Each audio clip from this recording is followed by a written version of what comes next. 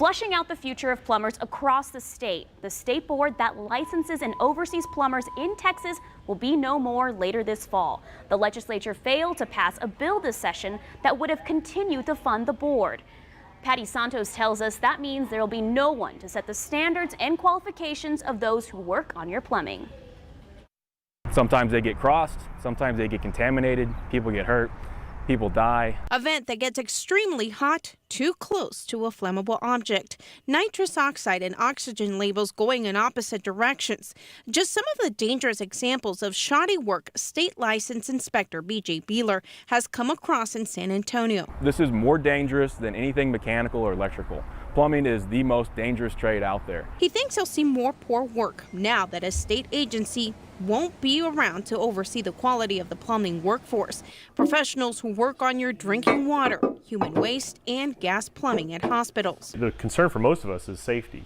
You know, you're dealing with medical gas, and improper regulation and oversight on that could lead to some serious issues. This week, lawmakers failed to pass a bill that would keep the Texas State Board of Plumbing examiners funded. The agency tests and approves licenses and records complaints. The board has been under scrutiny for delays and inefficiencies. One of them, the exam to become certified, is only available in Austin. The board will be dissolved in September unless the governor calls for a special session. You know who's legitimate right now.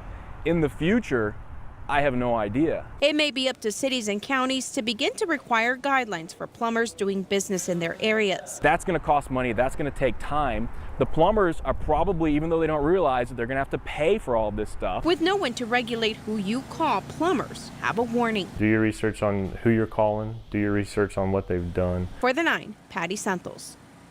The Texas State Board of Plumbing employs about 30 people. They'll have until the summer of 2020 to wind down operations.